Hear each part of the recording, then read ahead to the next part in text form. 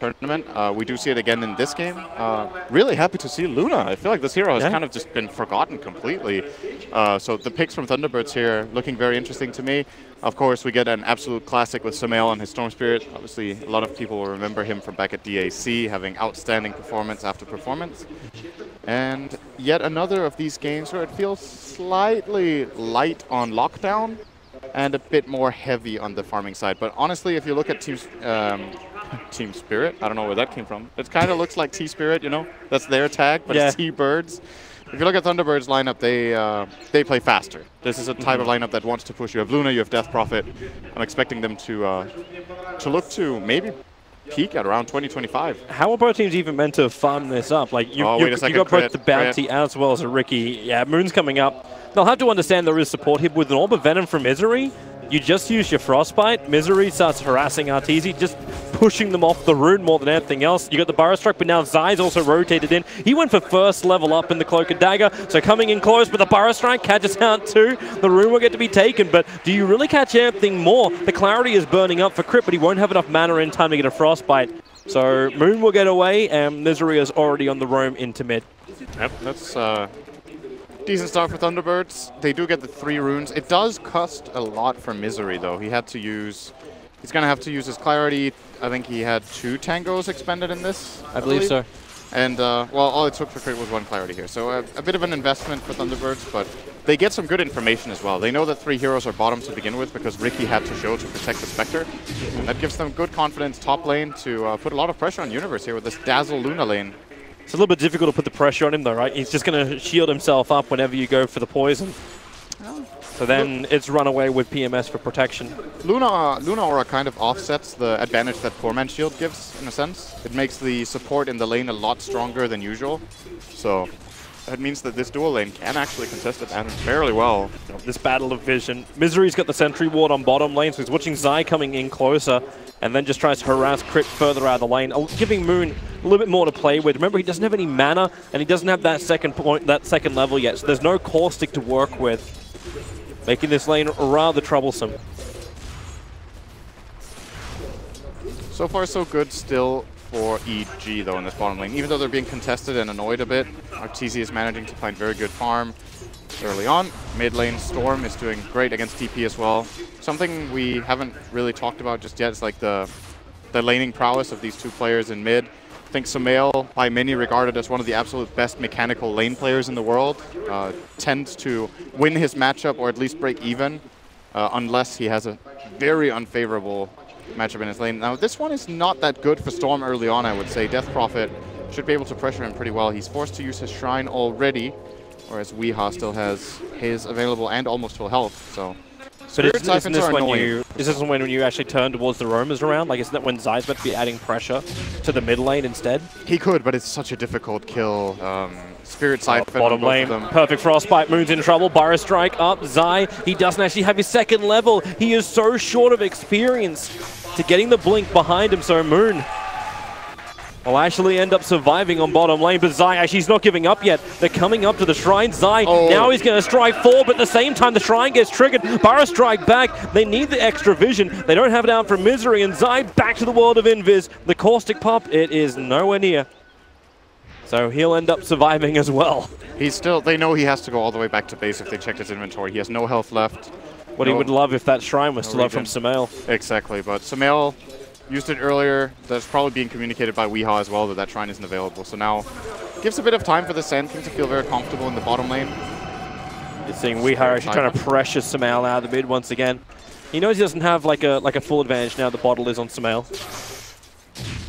Sumail is doing very well so far, in my opinion. I think this is, on paper, a DP favored matchup, and there's been no interference from either support in mid, which, well, speak of the devil. Interference from a support, but he's going to come underneath the sentry ward. It's only got 10 seconds left on it. But the reaction, I don't know if Misery is pinging out thinking he knows there's a ward around here. I think that is what he is saying. He's trying to get this information by moving. Oh, the ward's gone now. Sumail's actually going to be a little bit more careful now. But Chris not even coming to help him. Saw that. Like, Chris actually farming underneath the Dire Observer Ward, and I think that's actually the reason why Misery is making a beeline down towards this Crystal Maiden. He knows he's got to kill. He put this ward down when they first came down to contest the rune, so he knows exactly where Crit is moving. He'll come underneath the tower, but Misery, he will take the first blood. And a bounty rune. Good stuff from Misery. That ward finally paying off. They placed it very early. They do get some good value out of it. Now, that gives Sumail a bit of confidence in the mid lane. He's going to be able to bottle Crow freely, knowing that the courier won't get sniped. He gets some decent CS, and now Zai will look to put a protective ward up for him. We have hit nighttime, so you want to get these wards out against rotations when the vision is at its lowest. Of course, it doesn't fully protect you when there's invisible heroes in the game, and you could always invest into smokes, but as far as Thunderbirds go, their rotation power is not that great early on until Sand King really gets involved. Bounty Hunter is nice for this early harassment and finding this nice pick. When Sumail's level 6, he kind of can't die. Do Thunderbirds actually rely more on their rotation? Because once you have Exorcism up and running, can it turn into a push play? Absolutely. Oh, Sumail is not 6 yet, though. Oh, he can't jump away. The slow is just going to be too much, but maybe, no, he can't do enough damage to get something back against Misery as well as Weeha. So Thunderbirds up at 2-0. And Weeha, the man claiming the last hit in the mid. And like you said, when Death Prophet hits level 6, they can go for... DP should hit 6 now before Storm because of this kill. And that could give them a secondary opportunity to just go right away, pop the Exorcism, get the kill, and try to push the tower. At the very minimum, they should force EG to do a double rotation, since none of their heroes really can deal with DP on their own. Oh, he got an Invis rune on Weeha as well. This is horrible for Sumail. Oh, they're both on top of him. You even have the Dazzle coming in for the burst heal from the Shadow Wave. Thunderbirds, everything is going their way here. Great play call here to bring Saksa for this. You're not going to expect the Dazzle to rotate. And they're taking as much advantage as possible of the fact that Sumail hasn't hit level 6 yet. This is probably the last time these two heroes can combine up for a kill until, well, maybe it's possible if we have skill Silence. That's, of course, a play they do have. TT is living in fear on the bottom lane. Yeah, that's also a really bad matchup. This early game for Thunderbirds is looking great. They force rotation toward mid from EG because they're taking so much damage on their Stone Spirit that Sand King gets a one-on-one matchup against Spectre, and Spectre's so fragile and weak against this kind of hero, bullying him out. TT's actually going home. He doesn't have the life to survive. Oh, good choice. It looks like Misery might have actually been able to find him there. He gets out in time. So... And they're going middle lane. Crit with that quick little haste rune, jumping into the mid. They do have the silence, so Weeha can't just Spirit Siphon himself away to victory. And that allows Sumail, 1, to have level 6, and 2, to get a good big kill over on the Death Prophet. Yeah. Top lane, a little bit more trouble for the Abaddon. Trying to reach back to his tier 1 tower, able to make it. And Zai also rotates up to the top lane. Big pick for EG, though, to get this comeback in the mid lane. They were losing their mid lane. They were kind of losing all 3 lanes, actually. Abaddon is getting way less than the Sand King, and Luna is also out-farming the Spectre. So the early game for Thunderbirds was already starting to look really, really great. This comeback kill is a bit of a breather for them, but of course, you need to keep in mind, Moon Meander is level 5, almost 6 down here. Someone still needs to come and help Arteezy, or he's going to have to go back to base again. Yep, he's trying to trip Spectral Dagger forward. Crit is on his way, almost trying to force Moon into the engagement. And with the Nova and Frostbite, this should be a return, but Moon, Burrow Strikes out, going into the epicenter. The spill damage, with the help of Misery, should be able to get a return kill onto Crit. Bumping Misery up as he hunts Arteezy through the tree line. Arteezy going north and then daggering away. He doesn't have his TP scroll. He's got 6 stick charges, but now he's on the wrong side of the river and cutting deeper into enemy territory. This is going to take forever for Arteezy. He has to wait 30 seconds to TP to base. And then come back out. And then walk back to lane. He's basically losing 15 CS right now. With the 6 stick charges, can you actually TP back to your tier 1 tower? No. You need to... Well... Possibly, yeah. He could actually do that and send out a flask. I think that's a better play, to be honest, than going back to base at this point. Well, the courier just got used and is sending the Ring of Regen for Sumail forward. Yeah, well... So no joy for Arteezy. So usually you would say when you trade the Sand King for a Crystal Maiden, it's favorable for EG because they get a core kill for support, but the cost here for the Spectre is way too high. It's almost as if Thunderbirds got 2 kills there. Arteezy actually went home too, so he didn't try and play around with the tier 1 tower. And this is not looking good for EG's early game, but you still can wait for their power hit. Zai's going to try and play this middle lane with the help by TZ. That's one way to get back to the front lines. Haunch yourself in, go for the kill on Weeha. The damage output, however, Sumail must ball lightning himself in deeper. He had the regeneration room, that's what gave him the mana to get there, but they lost TZ. Crit's not too healthy either.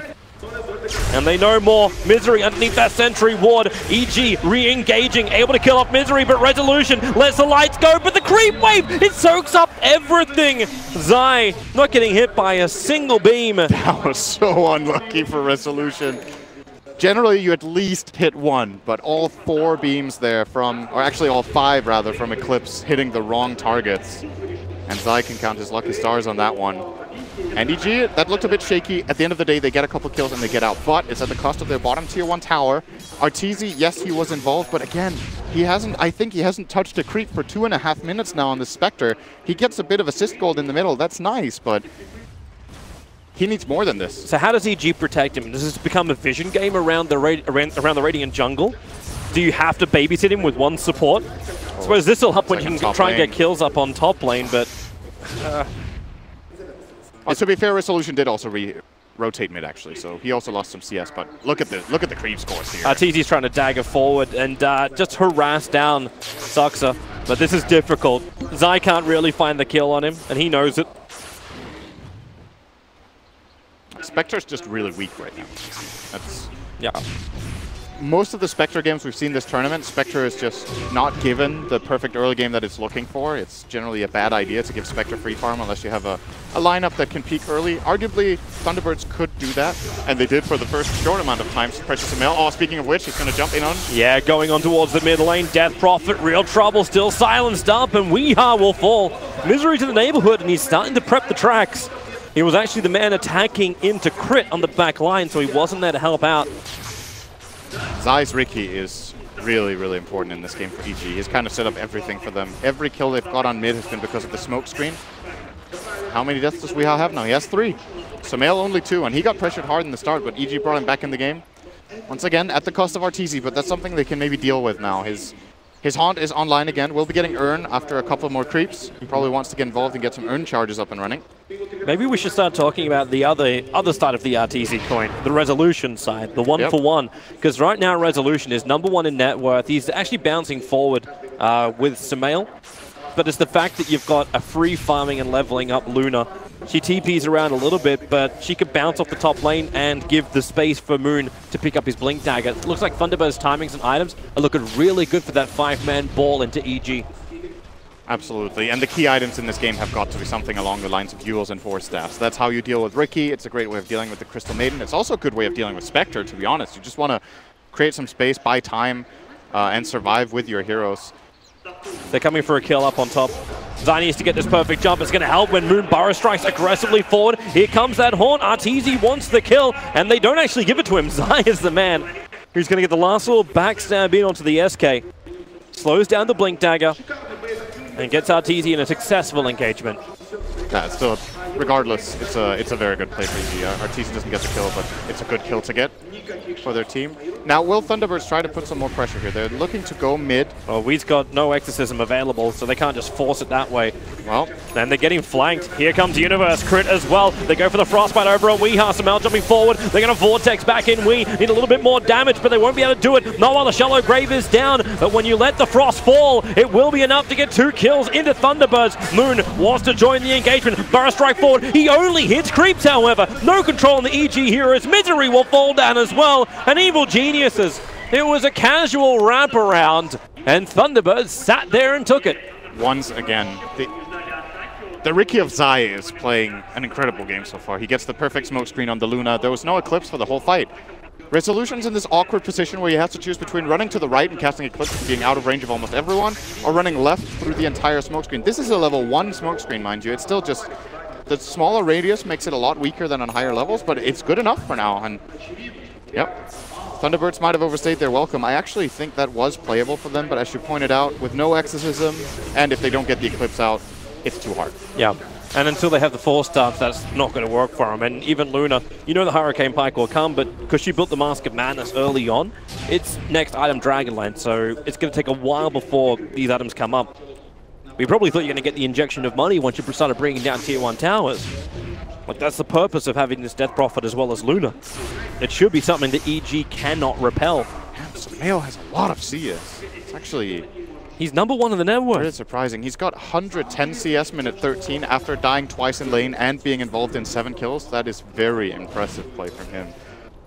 And EG have been making some good moves after what looked like it could have been shaky early on. They've utilized especially the Haunt and the Riki very well, and of course the Storm Spirit following through, kind of come together as a team. And Universe, solid as rock as always, has no deaths on this Abaddon. Generally see other offlane Abaddons in this tournament have 1 or 2 deaths in lane. Kind of overextending a little bit, but he plays it safe. Universe has been a rock.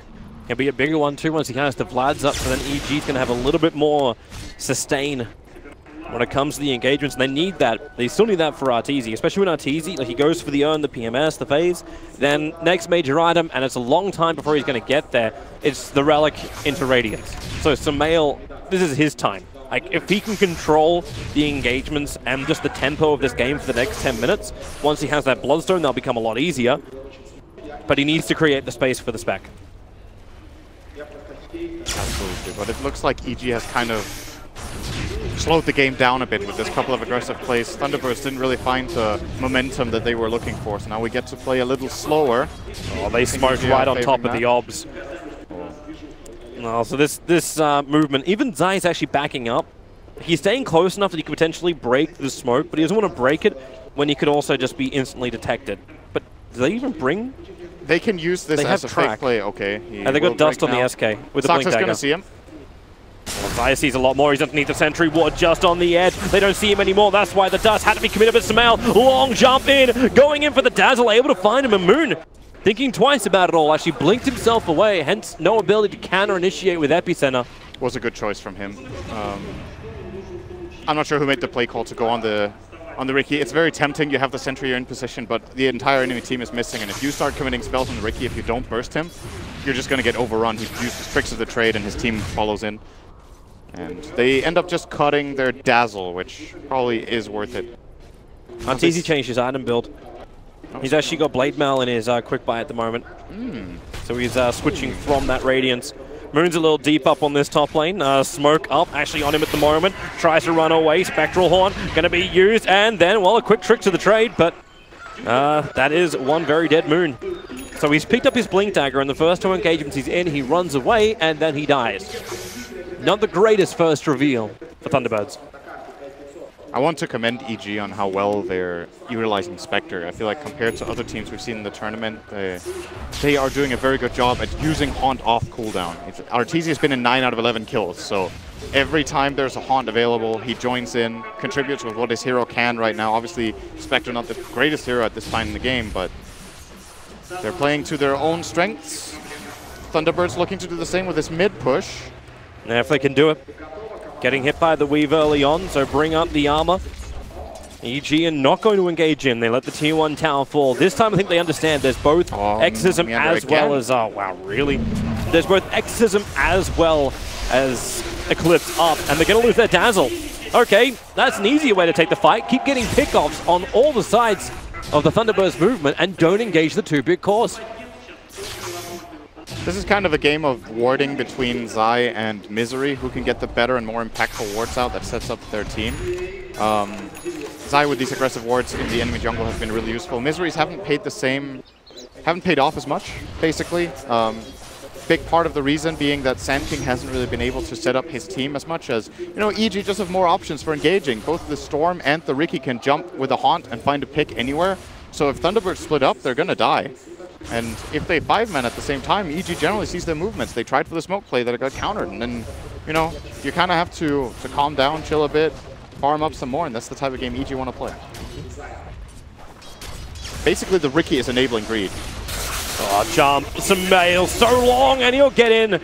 Nice and quick.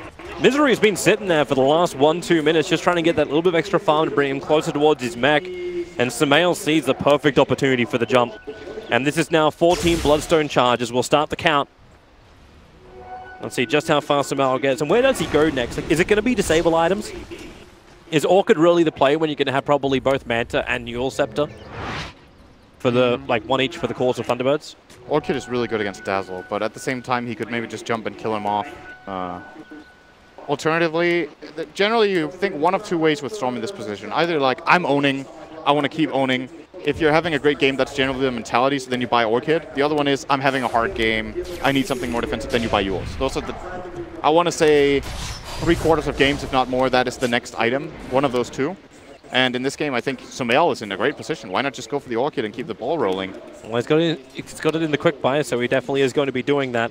A little bit twitchy from Thunderbirds. They're being watched by this observer ward just on the bottom, and while they were doing that, they thought EG knew something more, and they actually dusted on top of their own shrine. They're really, really uncertain where Zai is moving around. This is a risky play from Thunderbirds going for the Abaddon. That's just not going to happen at all. Oh, just a bit of harassment. They tried to probably force a TP here, just try to bait out a bit of response from EG. Unsuccessful, however. I believe Crit was already there and didn't TP in. Yeah, he was just sitting behind. Yep. Zai's looking for his opportunity, and they know they can always bring in the numbers. So you got 3 up on the top. We already saw Nature's Prophet being effective earlier today. It's the same kind of thing. You can always bring the extra players to the north. And Zai, well, who's he want to go on? Weeha's the primary target. There goes your jump. They need a stun, however. Crit's not going to be in range in time. Neither is Sumail. So a good TP out will keep him alive, but they'll still lose the tier 1. That's a big commitment from EG, however. They use Haunt, they use all of Storm's mana. He does have Arcane Aura and Arcane Rune, so able to quickly get his mana back. That 14 charge Bloodstone. But Thunderbirds are trying to take whatever opportunity they can out of this. They know that with Haunt on cooldown, this fight is a lot more difficult for EG to take, so they go for this push, knowing that EG's lineup is pretty bad at killing Roshan. So usually when you go for this bottom area as the Dire, you're worried that the enemy team can go to simply trade off.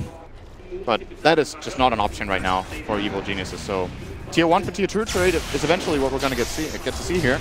And Thunderbird's probably pretty happy with this. Yeah, it's building Resolution up to a point where his team fight's going to be really, really strong. Very difficult to kill off the Luna. He didn't actually build into the Hurricane Pike. He's still looking for the Manta. But that's more than likely because he's going to be predicting Sumail's Orchid. Misery loves company, so we're going to group up and smoke as 5. And go Roshan? And go Roshan. That's a good place to have a little bit of a get-together. Oh, Exorcism it up.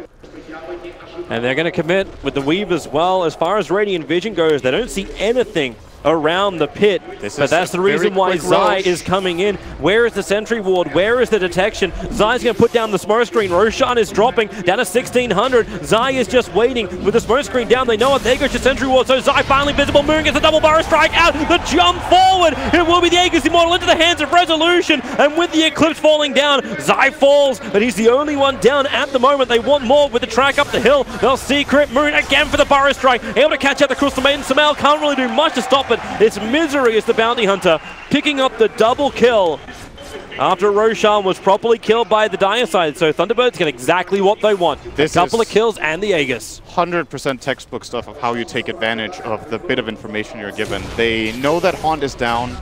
They know that they have the better Roche lineup. They know that they got away with getting this tier 2 tower bottom. They're just using every little bit of advantage that they have at this point in time. If Haunt is off cooldown, this could be a completely different story because EG could just pop the Haunt, get full vision of every other hero, isolate the one they want, and build the fight on their terms. But with RTC unable to do so, Thunderbirds this time around get all of their spells off very well. And that wasn't even perfect. They didn't have a Sentry down early, so Zai did get in for the smoke screen. With an earlier Sentry, maybe he just dies and the Roche falls. But you could argue it's maybe better this way. They got a bonus kill on Crit like this. Yep, they actually made EG believe they had the fight. Oh, so much patience from Thunderbirds. Smoke screen went down. Did they freak out? No, they just took it one kill at a time. And credit to Moon Meander in this fight. I think he had a bit of a rough start on Sand King, but playing it cool in that fight, finding the key stuns that he needed to. EG is looking for another kill at the moment. They're hunting into the Dire jungle. And they would love to find a target, but unfortunately for them, like the Dire are already predicting some kind of scan. Okay, they're going to find one. It's going to be Saksa. So a jump forward from Sumail. 15 Bloodstone charges. It's been a while since he's added an extra digit to that. But it will allow them now to force into the tier 1 tower in mid. No fortification available, and Thunderbirds are in no position to defend. It's extremely hard to play Dazzle in this game. He has to spend so much gold on detection. Wow. Universe. And He's just going in. They still let that Observe Ward has been up for so long. So Misery gets the silence off. Sumail jumping forward, but the physical damage will be more than enough. Universe will find that kill, bringing him to a 4-0-4 on the Abaddon. They don't even need to use the Haunt here. Evil Geniuses are actually in a good position to look for this bottom tier 1. Have Haunt available. Relic is on the courier for Arteezy, so 1,000 gold to go for him for that big Radiance upgrade. And that's when things get scary for Thunderbirds, in my opinion. First of all, the Haunt is going to show them where Bounty Hunter is. There's going to be an illusion spawning next to him. They're going to cancel out the Sand King's Blink Dagger. And with Dazzle being this poor, the Spectre alone can force Grave and probably just kill him off after. And without the Grave, Stormspear is going to have a great time. Now they have 2 options of dealing with the fights, especially when his Orchid comes up. Oh, top lane crit is in absolutely no man's land. Thankfully, there's the Yule Scepter after the Burrow's Drive from Moon, again focusing on creeps instead of heroes. Usually these kills aren't that expensive, you know. Sometimes you risk it with a support. You're like, okay, I'm going to go top and push until I get killed and we get some information about what's going on the map. A lot of the times, at position 4 or 5 will do this, and you're like, okay, that's fair enough. We got a 4 or 5-man rotation to kill our CM. There's track.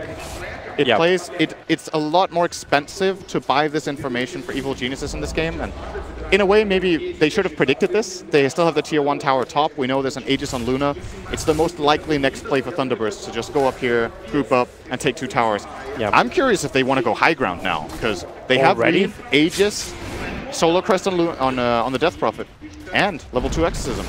If EG want to try and go for the trade-off, maybe it's worth it just to nudge the tier 3 tower to bring him back. But EG's going for the tier 2, and Crystal Maiden's on the defense job. Yep. It's a risky play to go high ground here. You don't have a big advantage, but you do have the Aegis, and you still know that Radiance isn't online. Oh, well, now it is. But at the time, the information that they have was that Arteezy was not ready with the Radiance. So, looks like Thunderbirds more than likely made a good read here, after all, to not go up. Yeah, might be good. Get the BKBs up, get the safety onto your Luna. Actually, Resolution switched. He had BKB in his quick buy, now he's looking at the Skadi instead. As opposed to going for immunity against... Well, I suppose you've already got some level of escape from the Storm's initiation. What more would a BKB buy you? An ability to use your spells against Riki is pretty valuable. That is a nice thing, not gonna lie. Smoke screen is scary. Oh, here comes Sumail. Long jump, looking for it again. Dazzle, 4-star up. The Orchid won't be enough to kill him. And this is a way where he can actually hold on to his shallow grave. Moon again missing the Burrow Strike, as Sumail hiding in the trees. That's actually probably a kill if they hit that Sand King stun. Sumail used so much mana on this engage, and he can be happy that that didn't turn into a fight, to be honest. There's Exorcism as well as Eclipse available. Yeah, they are not going to need... Oh, actually, wow. They're going to commit it. They want the tier 2 towers, the last remaining outer tower for Evil Geniuses. Question is, do you really push any further? Because now your Aegis is gone. It just timed out. Oh, they definitely can't go further than this. They have to finish the tier 2 tower, though. Yeah. Well, or do they just leave it? We doesn't feel confident. The Lunar Illusion is currently killing it, and they're going for the kill. EG want the kill. That's why Storm Spirit long jump forward, going after the Death Prophet. That actually will it be enough with the Yule Scepter up? He may have enough time to get the life back in from the Exorcism. No, it will not be. He will fall. Key Orchid coming out from Sumail on the Dazzle, as talked about earlier. That's the problem. He wants to grave the DP, but simply can't get it off. The Haunt immediately gives them vision of where the Dazzle is. Easy click for Sumail to get that Orchid off in two kills and a tier 2, more than likely. Now EG, they're the ones to push. Yep. Zai is just roaming around trying to find anyone. Moon is in no position to fight this one because he doesn't have the support. Resolution moved up to the top lane to let his Illusion start doing the push. So maybe we start looking around the Roshan timer. It will be a rather quick spawn. It's going to be in the first minute of the 3 that it will spawn up. And we'll see who that really does favor if Thunderbirds go in again and try and look for Roshan. Oh. Resolution is getting really, really big. And Luna is a great hero at fighting in Roshan as long as you can get your Eclipse off. So once again, look toward that Riki. Manta can counter the Orchid of the Storm and the Frostbite, so really should have no real problem apart from dealing with the Riki. Do they have a 4-step apart from Sand King? That's the only one for now. That is one way of making sure Luna gets her ulti off. But you generally don't really want to use your 4-step aggressively in this game, I feel. You need to have to save a support, or even Sand King himself with that force. But that's why I'm interested, like why bypass the Hurricane Pike and decide to finish the full Skadi instead. That's true. I think Pike could have also been a very nice choice here. Absolutely. Because there's no way Dazzler going to find the money for anything. Ooh. He's having a hard enough time, and now you get a diffusal blade up on Zai. The Riki starts progressing his way into being that fourth core for EG. That's a very big item. Can purge off the Yules of Death Prophet. And they can kill her off very swiftly. Storm's going to jump Death Prophet. She's going to self Yules. They purge it or hit the Dazzle and just kill DP. They need bigger items on Weehaw right now. The Blink Dagger is very different than what we usually see, and it's more of an aggressive approach. Yep. It can also be used defensively, of course. If they see the Storm jump coming, he can maybe disengage. Of course, hoping maybe to play the Yules into Blink, but as mentioned, that Diffusal Blade's going to put a quick That's a really good Dire Observer Ward, but at the same time, EG just puts down their own Radiant one inside the jungle. Haunt. So if they want to jump forward, yeah, Haunt will be used. At the same time, Defensive Weave comes out, and EG really thought Thunderbirds were a lot closer, and Thunderbirds instantly smoke. It's the obvious play here. I think EG are going to see this one coming. I was expecting that if Thunderbirds have a smoke, this is the time you want to burn it. What's the time for this? Roshan just spawned. If they look in there with the Arcane Rune on the Death Prophet, they could potentially kill off Roshan before EG knows it, but no. They're moving towards the mid lane. There's still a tower within deny range. It's on 51 HP, and Crit is finally going to take care of it. Goodbye, Zyre, walking in through the back lines. CM denies the tower, and yep, they're coming mid. The Arcane Rune has worn off now, but there's no Riki for 40 seconds, and that's after he just bought the Diffusal Blade. So here they come. X's them up, the Weave again, boost up the armor, but where's your creep wave? It doesn't exist just yet. They don't need it right now. They just need to make sure that the Death Prophet does not get burst down. Nice damage coming out here from EG. Mech already triggered off by Misery. The life is going to be there. Resolution just had Escardi arrive as well.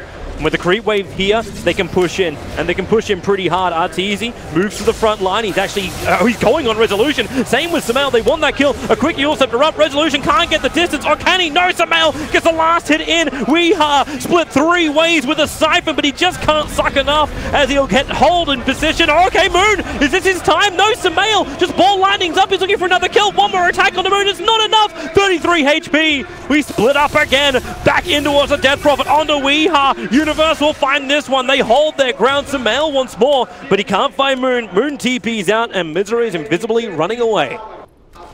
Very nice play here from EG in the base. This is how you try to defend against this kind of pushing lineup. Slowly but steadily, whittling them down with Crystal Nova, Aphotic Shield, Mist Coil, just using all of the tools you have.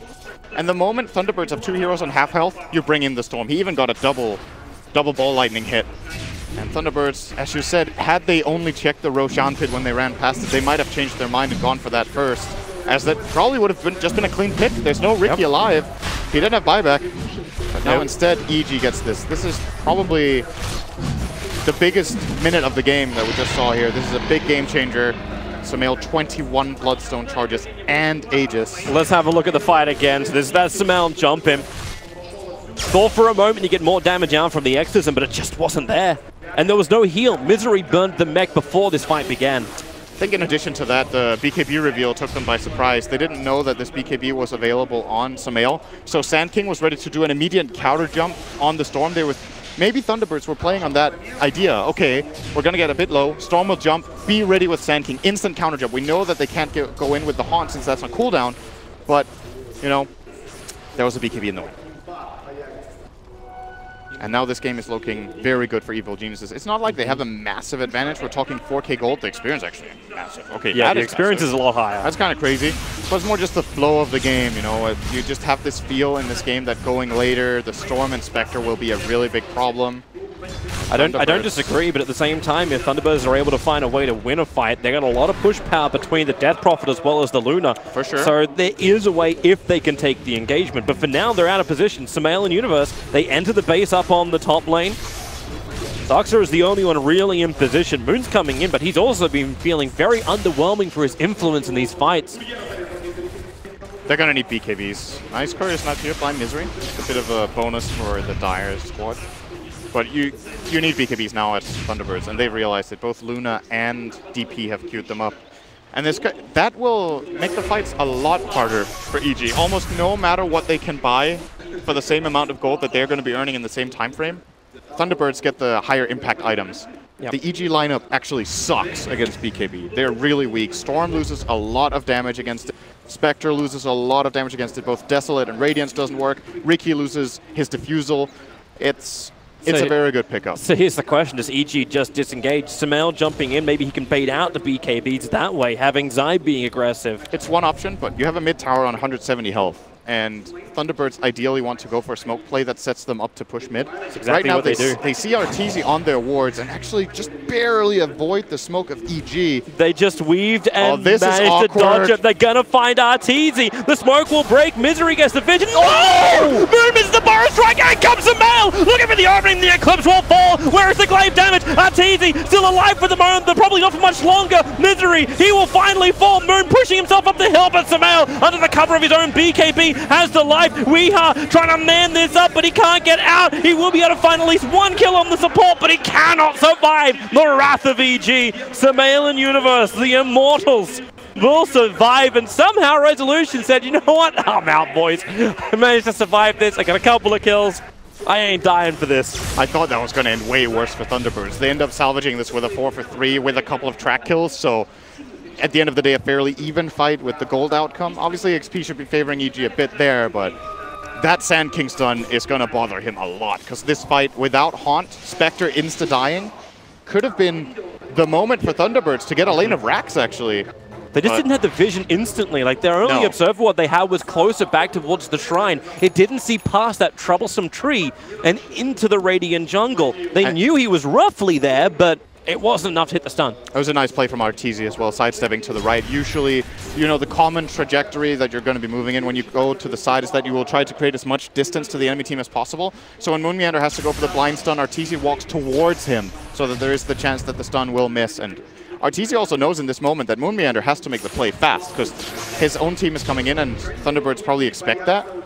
Let's have a quick look at it again. So Arteezy breaks the smoke, runs up, and now he's going to step right just a little bit to dodge this Sand King stun.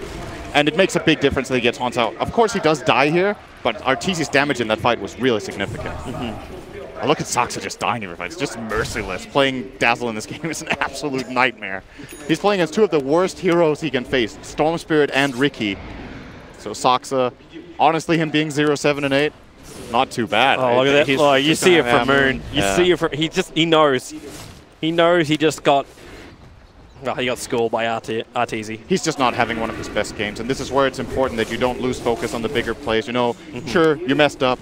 It wasn't the end of the world. The fight didn't go as it could have, but there's going to be more fights ahead of him. Next time, just keep a bit cooler. Don't get tilted. Watch this timing on Sumail. He's got 20 seconds before this Aegis will time out, so he wants to be a little bit more aggressive.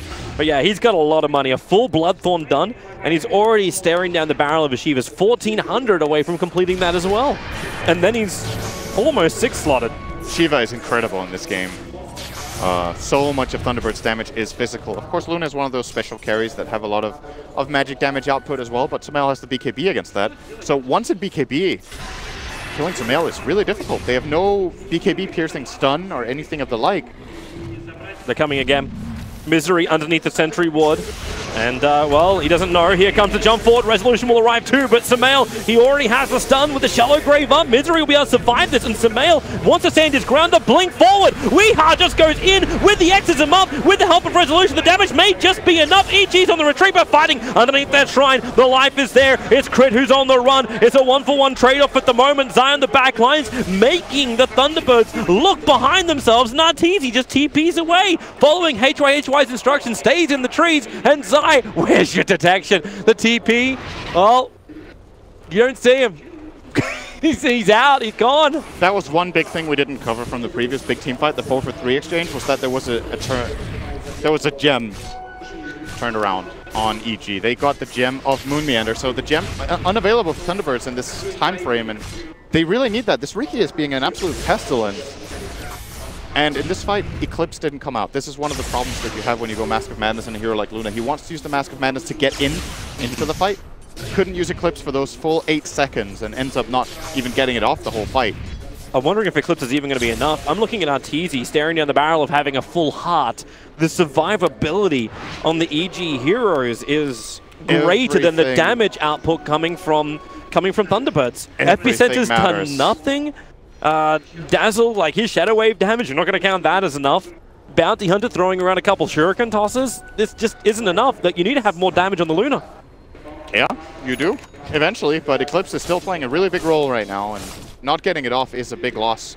Of course, the later the game goes, the weaker it gets. I'm curious to see what Arteezy is thinking of next after this heart. He may have the other protection. Like, I'm looking at Universe, looking at his Aghanim Scepter is 1,400 away. Yeah, it's a big item. Yep. I feel like I talk about that every single game I cast a Baton, but honestly, it's incredible. This well, the reason why this hero is being one of the most picked up heroes as Sumail goes for the long jump. Where's the save? The smoke screen is down. Resolution gets the BKB up, but he's just so low. The physical damage may be enough. The Shallow Grave. It'll be there in time. Now the attention turns towards Misery. Moon creates some space with his Burrow Strike, but Misery is down. The Shrine's trigger as the Haunt will allow EG to go up high ground against a Tier 3 tower. Weeha wants them out of his home, but don't go out too far. In fact, they may have to. The Tier 2 tower is where EG is shifting their attention now. Tower's gone. They really don't want to fight this. Resolution uses BKB. They have a dead Bounty Hunter. Sure, he might not be the strongest teamfight hero right now, but the tracks are actually playing a big role in Thunderbird's ability to stay on target with the Death Prophet especially. That movement speed bonus pretty much gives Weeha haste every single fight. You can see Weeha trying to make the most of it. Like, Weeha's going in. The second he triggers that Exorcism, he wants to be right on top of any target he wants to kill, and he's looking for the backliners. I think getting in on the Maiden really quick and just getting rid of her is very nice. That's one option. The other option is to lay in hard into, well, yeah, where are you going to go on? Like, the Spectre is too hard to kill now. Yeah, Abaddon you really don't want to go on. Storm you're not touching, and Riki you're not finding. So, well, kind of limited on his options in this game. They just sentryed up as well. They missed the Observer Ward. The camp is blocked, and their two sentries are too far away. Roshan is a lot longer in his spawn time. It's just over 2 minutes of the 3 potential. And they're trying to work it out. Like, something is not right. Maybe this is one option they can go for when they find Arteezy a little bit far out, but no, that ain't an option. It gets tricky for Thunderbirds. We didn't really talk too much about Arteezy's Blade Mail, but the reason he gets it is that both Luna and Death Prophet has abilities that, yes, you can control Exorcism, but at the same time the fights get very chaotic. You need to be very careful, and you need to switch away targets from him unless you want to take a lot of physical damage with this. And then you have a spell like Eclipse where you have no choice. Obviously, when Luna's BKB is running, doesn't care too much about that. There's still the physical damage, all the bouncing glaives. It's a constant flow of damage that Arteezy can bring to the fights with this Blade Mail. And that's why you switch it up. That's why you get Resolution, the Satanic, but he just got scouted out. If he really goes down here, this is going to be a huge problem. Triggers the BKB, needs to use the Satanic as well, get that life back out of EG, but he has to run further away. Arteezy doesn't keep up with the chase. Instead, they turn their attention towards Weeha with an Exorcism. He tries to do as much damage as possible, and it's working for the moment. He's holding his ground under the cover of the BKB, which will wear off in just a second, which is right now. Moon pulled back in the Shallow Grave, the perfect home from Saxa, but we're again into the Spectral Horn. Will it be enough? You've lost 2, you've lost 3, a triple kill for Arteezy, and they look towards the mid with 4 down for Thunderbirds. Only the Death Prophet has buyback, but without Exorcism, she's not going to do a hell of a lot. They are so limited in fights when Resolution has to back off. This entire fight is 4-5, basically. Rezo, sure, he survives using the Satanic and gets out to safety, but can't contribute anything to the fight. Weeha's already committed in, can't really go back. And this could be the end of game number 1 here. EG will at least be getting 2 lanes. And Zai, he's already looking to initiate up on top of Resolution. The life is just being drained from the Luna. Nothing she can do, and GG, well played. Evil Geniuses take game 1 of this best of 3 against Thunderbirds. Gotta give a lot of credit to especially Zai and Sumail in this game, I think. Sumail's recovery. Yeah, like the start of that game looked really rough for him, and he ended up being a player at the perfect time. Kind of gives you flashbacks to DAC, doesn't it? Just that DAC was even worse. This time, oh, I only died 2 times, no problem, man. That's not nearly enough. They gotta kill me like 6 times because DAC's 4 wasn't enough. Obviously, in this game, there's a couple of things playing for EG. I think Moon Meander, disappointed, I think should be in his performance in this game. You know, it happens. People have bad games. He probably knows that this was